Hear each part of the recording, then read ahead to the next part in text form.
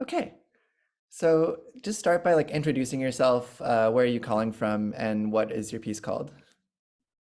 Yes, my name is Ruby Thelot. I'm calling from Ridgewood, New York, and for I presented, and you're gonna have to tell me what the date was specifically. I forget the date, but I presented No More Metaphors, which was a virtual show for my gallery, Sometimes Gallery, which featured two artists, Georgica Pettus and Marissa Sean Cruz.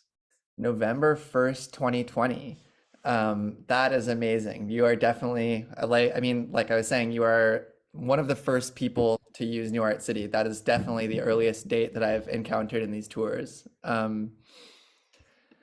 So I want to learn more about your workflow to create the piece. And I would love to hear more off the top about Sometimes Gallery. Tell me more about that project.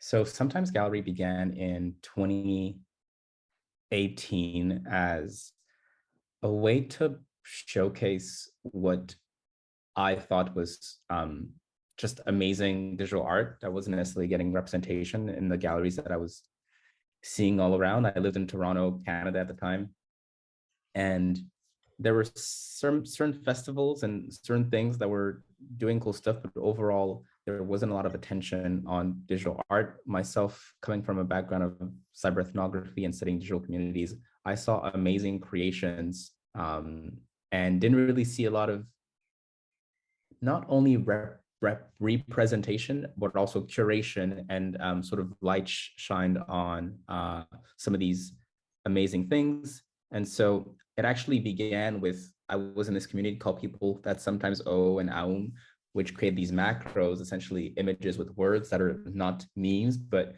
have some kind of emetic quality to them.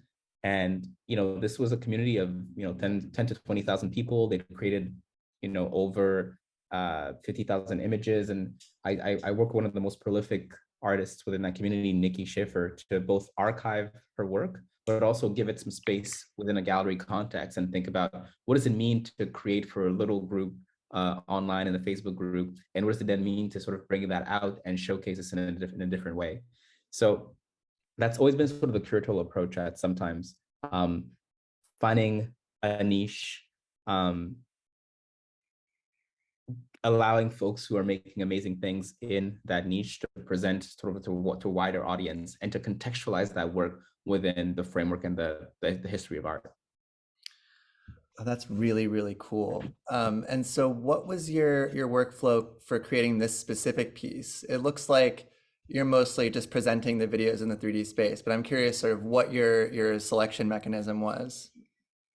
Well, so I had these two amazing artists who were making video work. Um, and to me, to some extent, a lot of these pieces were speaking to each other. Um, and so let me see if I can pull it up. On the one hand, I had Georgica's work, which featured a sort of embodied um, performance, and then same thing with Marissa, who also through the costumes, through the music, sort of embodies this creature, something completely different that feels uncanny and otherworldly. And for intents and purposes, to me, it was just about having these two amazing artists and having the work speak to each other. So when I thought about the 3D space, something that I couldn't do in a physical space, with having the user being able to see both at the same time and both of them playing just as you enter the space, Hmm. um, I thought was really, really cool.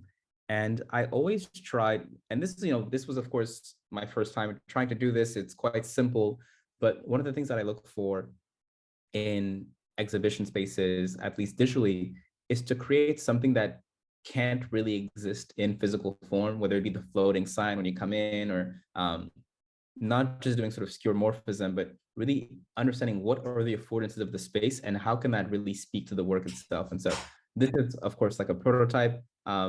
Both artists knew that I was working with some new technology, but they were amazingly generous in allowing me to present their work in this new fashion. Yeah, that's a really great way to think about it. I think it's a very common theme because like my next question is like about the pandemic, right? But I'm trying to uncover like how much of this is born out of necessity and how much is like the virtual something that is uniquely suited to the work. And almost unanimously, pretty much unanimously, people are really thinking, oh wow, I can finally accomplish this thing. Not like I can't do this other thing, so I guess I'll do this thing. Um, Yeah, yeah, sorry, go ahead. no, no, I totally agree. I think, there was both on one side, folks who were trying to recreate spaces that they had lost within the pandemic, and that it was a very tragic moment for a lot of the art world. But for a lot of folks like myself who were really like internet native, it was just an easier way for me to create things that I've always wanted to do, but didn't necessarily have the resources or the technical ability to do like a full Blender build or something like that. And so I was telling Don last night, that the amount of foresight, or I don't know which gen possessed Don to make this thing at a specific moment in time, but it was extremely prescient and really ended up, at least being for me, an eye-opening platform on which to showcase work. Thank you. Yeah, I mean, it's like it was Don did create it. This is like classic New Art City lore. He was teaching. He was doing his MFA at San Jose State, Mhm. and he was teaching BFAs who were at risk of not being able to do a BFA show, which is of course this huge rite of passage. So he made this tool for them initially, and then it sort of spiraled out from there. But it was indeed very, very timely. Um, I'm curious, like, how did the pandemic affect your practice? What was it like before? Well, I was working on like three shows before the pandemic. I had, my friend who ran the space in Montreal. We were going to do a show. I had artists from New York that were going to present some works. And I don't know, kind of ruined all those things. It made it very hard to do some of those things. And so I lost some of these opportunities to present physically, but being sort of internet minded and internet native, bounced back fairly quickly. Had a show called Breaking Place of Emergency on the Sometimes Gallery, and was really able to take this moment and think through what are the new images created from this instance. I presented this collection of empty spaces, that was sort of a living archive of what the world looked like when it was locked down, and the works from different photographers and people who had started to think about this new paradigm we were in, and were trying to address it visually. And so when what did they say, when God closes a door, he opens another, it was kind of like that. So it He just opens a pushed me window, to yeah. rethink my approach to um, to curation and to presentation of work. So were you doing more, is curation more your focus, or are you doing art and curation both? I do both. I do both. And so I did spend a fair amount of time trading a bit more during the pandemic. My practice also, went through, because it's about technology and because in a way, COVID accelerated um, technological adoption in a lot of different spheres. Like I made this piece called I'm sitting in a Zoom, in which I sort of read something over and over again and then replay the sound. And it's sort of, it's an homage to Lucier. But because I was in these spaces, because I was in a Zoom all the time, this became my room. This became the quote unquote physical space in which I needed to understand the resonance. I wanted, similar to Alvin, to understand what does it mean to communicate within this realm. When my voice is projected, where does it go? And so I was very, very curious about all concepts of form, telepresence, resonance. What does it mean to, as my name online is being online, and it became very important for me to understand what that sort of ontological situation we were in was. And there's another thing that became very big. The crypto thing also sort of came right around that time. That sort of changed a lot of the way we approach digital art. But yeah, a few different things converged into this very wild, effervescent moment in the space. Mm-hmm. And did Sometimes Gallery predate the pandemic? Like, had you worked in virtual space before? This is sort of expansively like showing work online, whether or not it's in 3D. Oh yeah. I mean, we were browser based, Mm-hmm. um, which to me the browser was the that was my gallery, that was my MoMA. The browser is where I encountered these amazing moments of culture. Um, and so that is where I wanted to show. And so initially, I was not too interested in doing in working in 3D spaces, because I really wanted to be native to this thing, to this window. Um, and so yeah, and it predates that by 2 years, 2018 being the beginning. So it predates it by a year or two. Um, and I have to shout out Harm van der Dorpel from Left Gallery, who when I think I started Sometimes Gallery in September, and then I met him in December, and really speaking with him and understanding what he was doing with Left Gallery was a big inspiration to, and a big sort of push. He was like, keep on going and keep on doing it. And that was really, really amazing. And their gallery also was doing some very, very thought-provoking things, especially around the blockchain, that were not really being done by other galleries at the time. So a big inspiration on the digital gallery front for me. Yeah, Harm is a huge inspiration. I love to hear the story of those like moments of like mentorship, support, connection. That's, yeah, it's like a piece of history. Um, and I'm curious, like, how long has it been since you've returned to this space? The No More Metaphors. Correct. It's been a while. Essentially, when I was thinking again about New York City recently during email, I went back and I looked at the work again. I have actually, I this board right here, Georgica made it. So this connections and sort of the relationship continues with some of the artists that I work with, and it's not only a one-time thing. And so Georgica is making even more physical work now. I think she's showing at Dun Kunsthalle in Lower Manhattan right now. Marissa in Halifax is making some amazing things and sort of continuing her practice as well. And so I hadn't been to the space itself, but I had continued my ongoing relationship with these artists, and continued to support and look and cheer as much as I could. That's wonderful. How did it feel to come back? Amazing. I mean, I didn't realize how, you know, looking at it now and looking at, I actually had a class too where we worked in New York City. So actually, I think last year would have been when I came back, because we had to make work in New York City during my MFA program. I'm graduating this year, but I'm in my MFA. And I, I definitely did not fully explore all the possibilities, and my land feels kind of bare compared to what I know now is like the realm of possibilities. But I think to me this would maybe exist in like a revamp or reiteration where maybe new things get added on, new pieces, and a more complex structure is explored within that same idea of like, what is it that we can do here that is impossible in the quote unquote real world.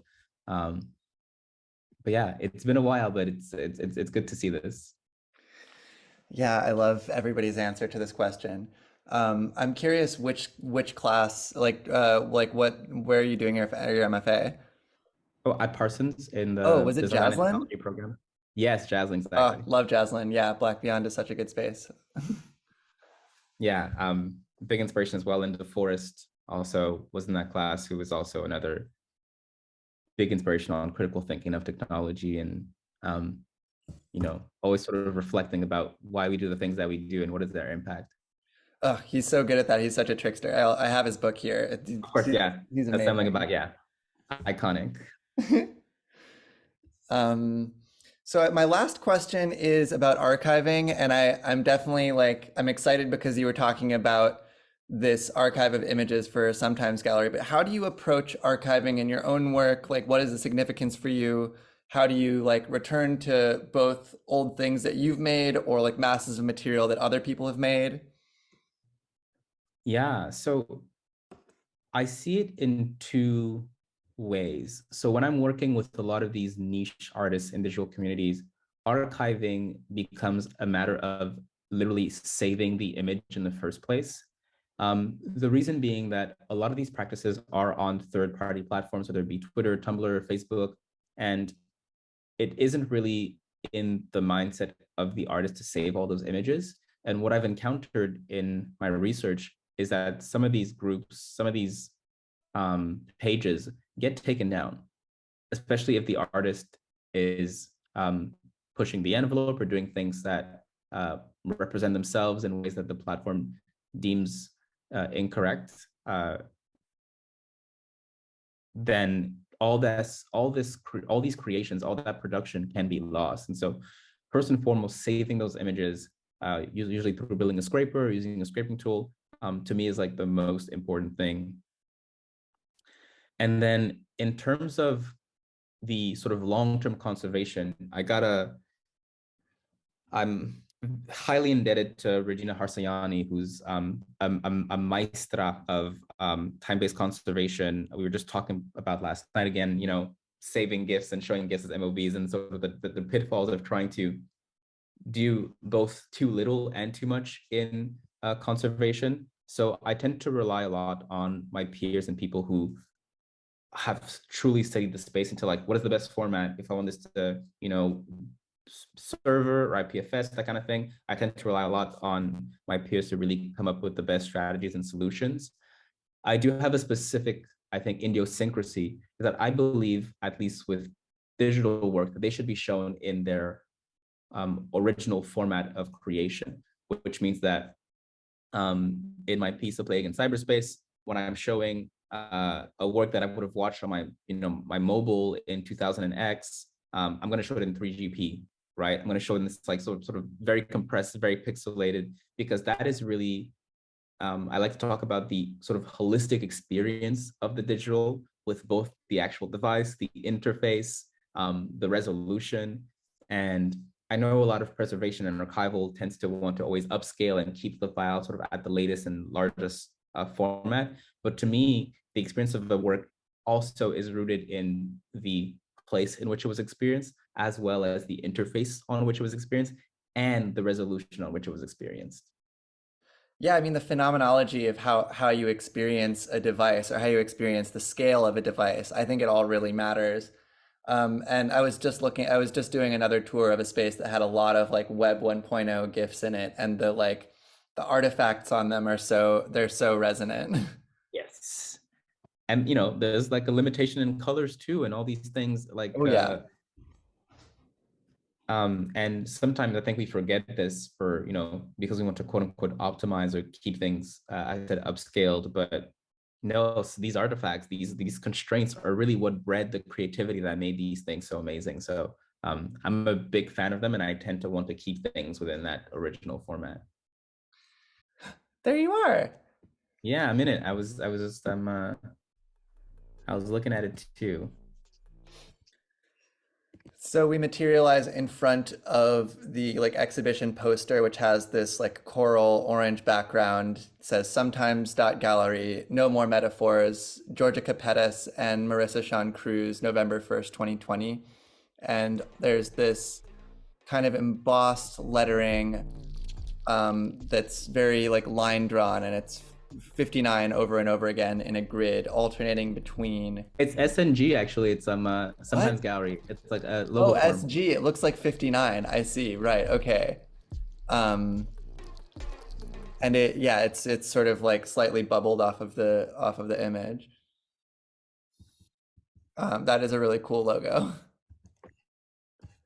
So let's go left to right with these videos, and I'll do some visual description, um, and obviously there's sound. So there's somebody who must be in a green suit laying on a couch, and Yeah. they're like a window that is showing the background of a, or like it's showing like an iMessage conversation.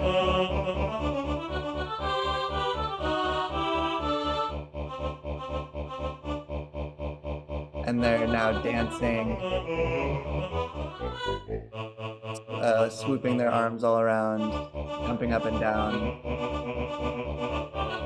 very free. Seeing the text, have you ever been hacked? It's spam. It just sent you the... This is such a cool way to be looking at text. Have we almost seen the whole loop now, I think, right? Or how long is the video?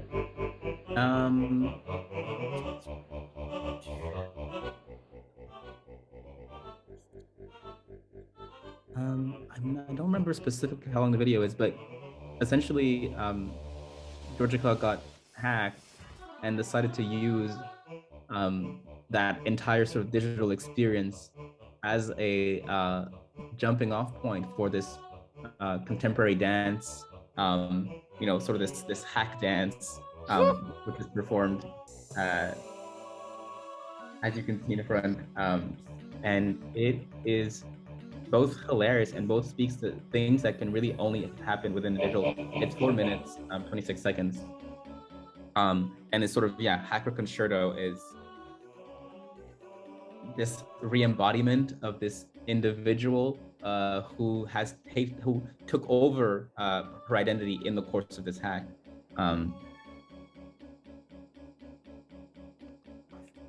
That's incredible. Yeah, I feel like it's very relevant to like expressing life online.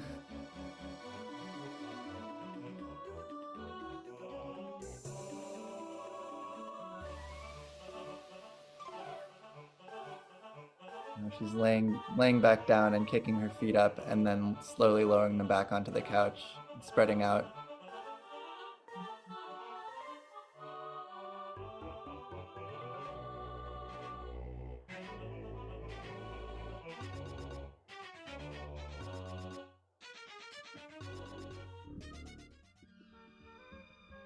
Now we're at Georgica's second piece, and we're seeing kind of like a scorched earth model, in like a black space, and now it's cutting to these.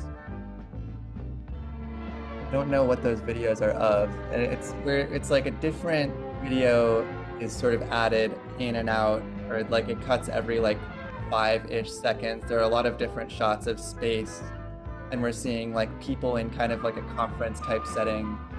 And now there's some like text overlaid, but it's all very like, it's fast. It's kind of hard to grab onto anything. A newscast where Pluto is being removed from the list of planets and the Earth dissolves into pixels. Or maybe that isn't a render of Pluto. August 24th, 2006. Oh, I'm reading the description here. Axis of Evil is a close examination of the year 2006. With Pluto's demotion and pseudo-death came the death of any notion of objective scientific truth. It wasn't long before other so-called truths began to falter. The fable, once considered a universal moral compass, stopped pointing north. In the wake of this great loss, and with 13 years of hindsight, I have compiled a selection of post-Plutonian fables. There's no such thing as the word of repentance. No triumph of good. Oh, that's incredible. Post-Plutonian fables. I absolutely love this word. I mean, that's such an incredible concept. Or like, I had never thought about the death of Pluto that way, but that really makes so much sense. And I love the like overlay green screen of like, there are two people facing each other in kind of like silly business attire-ish. One of them is wearing a fez, the other one is wearing these like red mittens, and they're handling like, I don't think it's a soldering iron, maybe it's like a lamp. So one is a monkey, one is a crab. Ah. The red mittens are crab claws. Oh, that makes right, okay, that makes total sense. And there are a bunch of tools strewn on the ground, and they're green screened over a bunch of like really great pictures of just like offices. This is the type of stuff that I download on Wikimedia, like a lot of cubicles.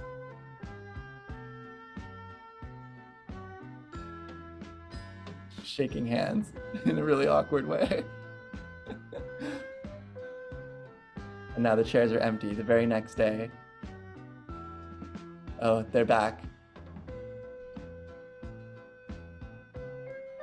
Monkey is holding a candelabra and the crab is holding a giant wrench. Mind if I take back my wrench? I was foolish to give it away. But it's my wrench now. Have you forgotten our trade? Oh, this is so fun. I don't think I can narrate the entire thing. I think this one is a bit longer. Yeah, 10 minutes. Mm-hmm.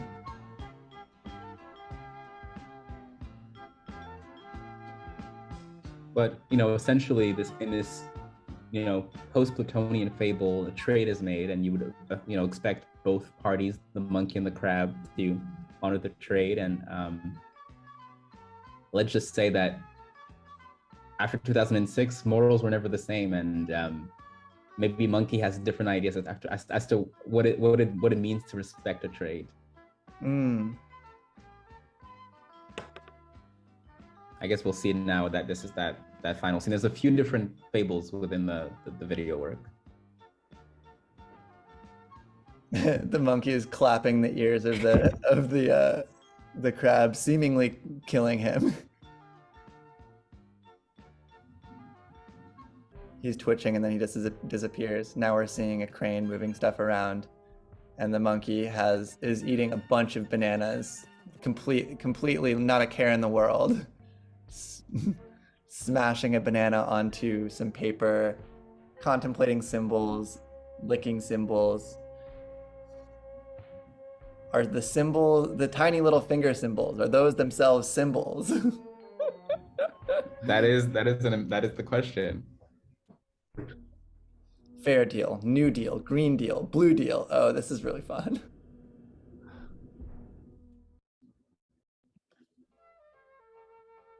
The music is great too. Now we have two pigs sleeping in some kind of pasture.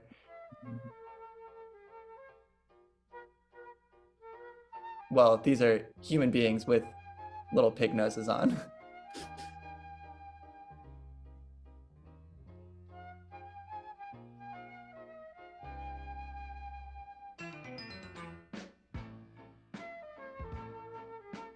So I suppose this is another fable. Let's move on to the next one. Ooh, so this is Marissa playing in my pen ding doom.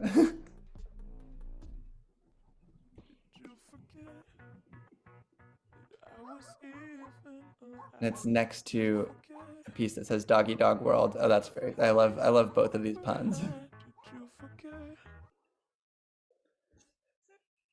In an evocative collision of installation, performance, and computer-generated animation, I critique the creation of Boston Dynamics' animatronic dog by cosplaying as an animatronic pink polka-dotted puppy toy, enclosed in a puppy playpen, and sitting on top of a bed of dog food. An iPad plays the 3-minute video. Oh, so was this installed in physical space? I think maybe originally in the first the first gallery presentation of the piece. In this one, it's just as this floating block. It's a very eldritch pink, like puppy costume mask that's like, it's like Pepto-Bismol colored. It's like sickly pink. And now we're seeing this, it almost just looks like melting, like dripping paint or like latex, but it's clearly like it's being like being like keyframed or like keyed out of whatever's in the background, like a close-up of a tongue maybe, and there's this undulating water overlaid on it that's like distorting it a little bit. Now we faded to black again. There's the mask. It's clearly like pasted on with some kind of like glue, and there's this like blonde wig, these like huge eyelashes. It's really spooky, and there are these bones animated over top of it, like swirling around. And Marissa is holding a little toy puppy, and this like spaghetti of multicolored wires is taken over. There's a bone in the middle, and there's this pile of what is that? It looks like a dune buggy or something. Now she's looking at the camera and speaking. Oh, it's a Boston Dynamics robot. Yeah. And it's like staggering around in some sort of like wet parking lot. Oh, it's in the sand now. It's yeah, walking really awkwardly in the snow.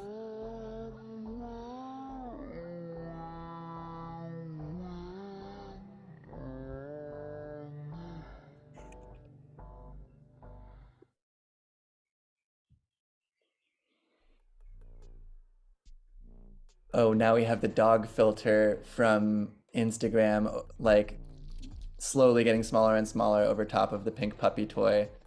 This looks kind of like AI generated bread or like mold puppy toys back.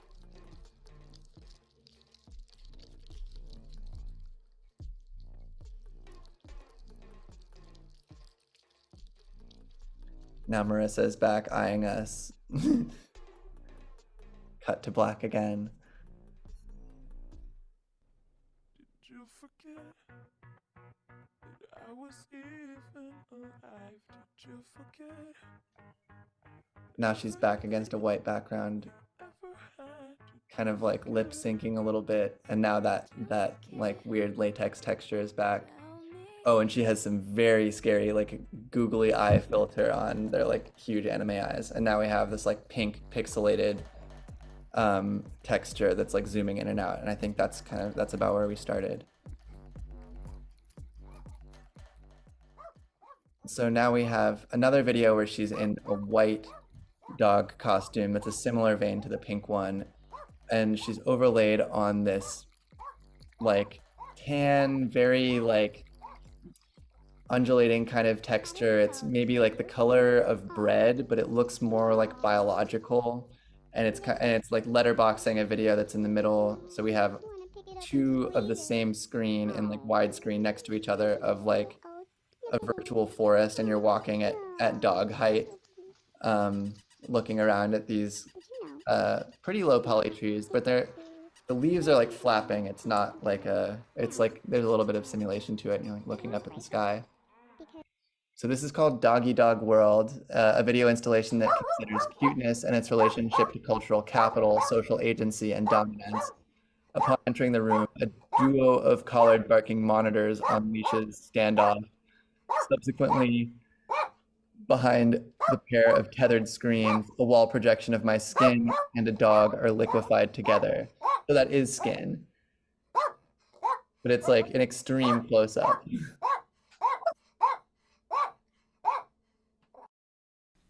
That is so cute. Oh, aww, little baby. Oh, I just want to pick it up and squeeze it. Oh, look at this little. Look at it. Oh, look. Oh, it's so cute. So these twin screens of the forest scene are not exactly alike. It looks like they're maybe the like stereoscopic two images that you would get on a VR headset. Now she's back as a dog with this like I think it's zooming in on a raspberry that's sort of forming a rotating circle around her, and then in the background there's some kind of like chaotic MS Paint illustrations that are pretty abstract. They have a slightly biological model quality to them, and these huge plush toys like getting bigger and bigger, and it comes. We have more dog bones. Now she's holding a little picture of a very cute puppy, taking a bite of it. Obligatory like waving butt plug, or like it looks like a wagging tail almost.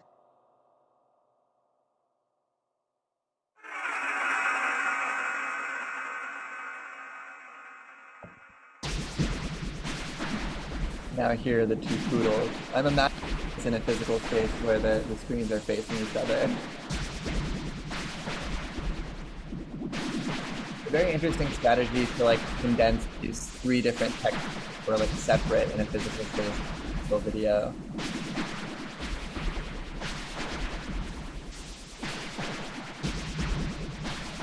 These look like mirrored like furry eggs.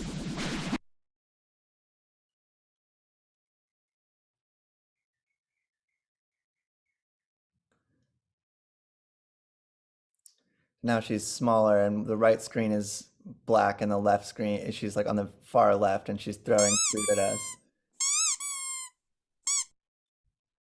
And now it's just the undulating skin, and I think that's the video. Is there anything else you want to say about the relation of these two pieces together?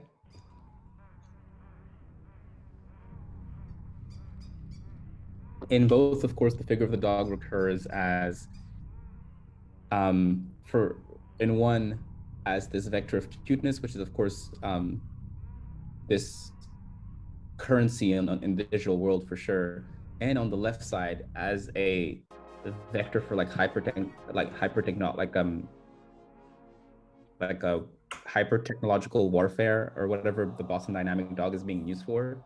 I think it speaks very much the polysemic quality of some of these symbols in the digital realm. And so in one end, you have this thing that's probably going to be used to kill people, and on the other end, it's just, you know, the extreme cuteness, and they kind of just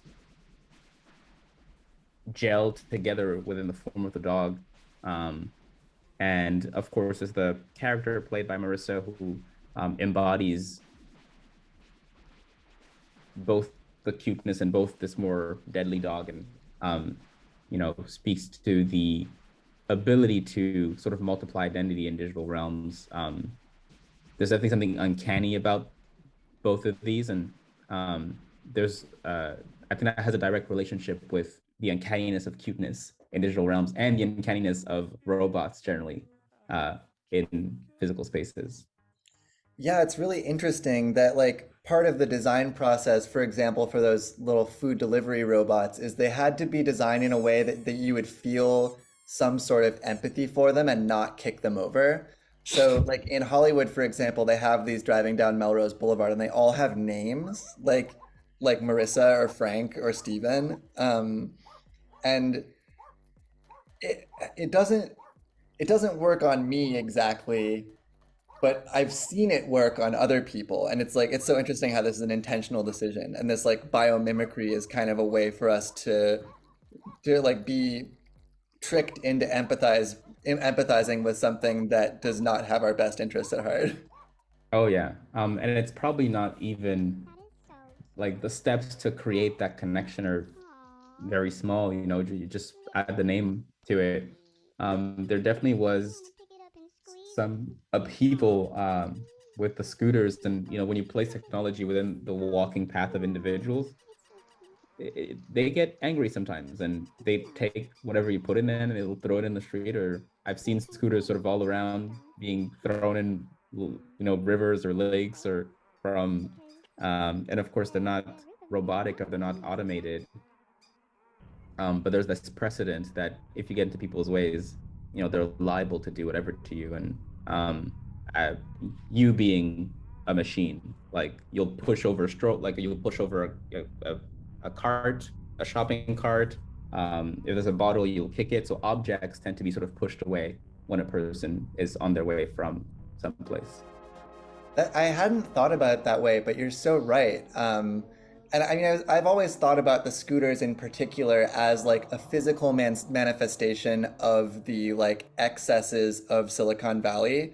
And it's like Silicon Valley is so deeply hated that like and it's also so like far removed, or if it's like very insulated from the real world. So I think people kind of took this as an opportunity to say, you know, fuck you to the big startup.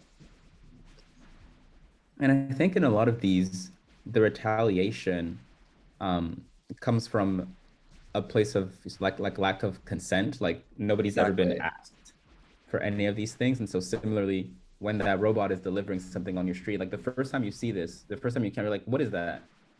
Why was I not consulted before we put 1,000 robotic dogs into, you know, the streets of LA or whatever? So it really feels like, at least with some of these decisions, control is being lost, right? And there are other people deciding what the city or what your urban living space will look like. And all those decisions are made with no regard for, you know, public opinion or public consent. Right. These are the people who bill themselves as building the future, but it's like a very specific vision of what the future is, and the feeling of Oh not yeah. consenting to the future of your own life. I think, yeah, it's very pervasive.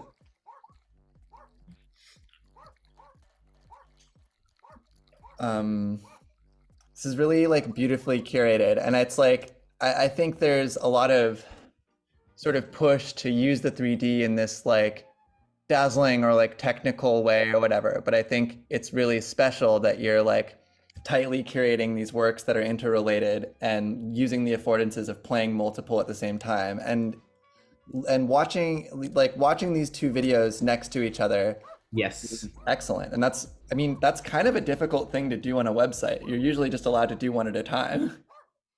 Yeah.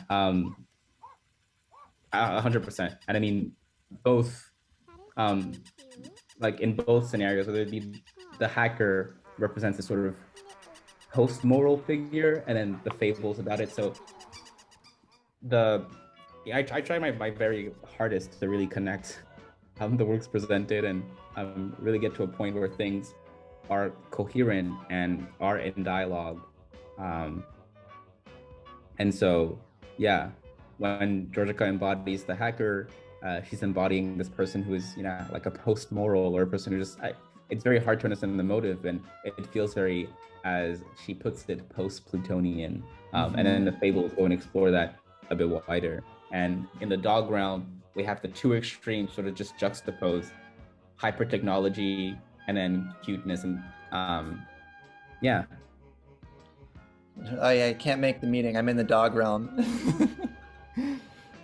um, yeah, and there's like the anonymity of the hacker where like you're like she's using her body, but the body is invisible and it's making the text visible, and it's like sort of juxtaposing this like local phenomenon of like morality in the post-Plutonian era, and then the kind of like broader world building of like what does this mean and how do you like construct a mythology that represents it. Mhm. Some sort of magic fish. The text is incredible. Um, so is there anything else that you want to speak to? I think we've addressed most of what I wanted to talk about. I want to thank you for going back into the cave and sort of digging out some of these early works on New Art City. It's was wonderful to work with the platform. And I remember, as soon as I got on, there was the Discord, and I started joining that and everything. And so really appreciate the work, Sammy, that you've been doing, as well as Dawn. And so thank you. Yeah, thank you. I'm so grateful that I got to talk to you. Like and to sort of revisit this history together. It's yeah, I'm really appreciative. Awesome. Thank you. Thank you so much.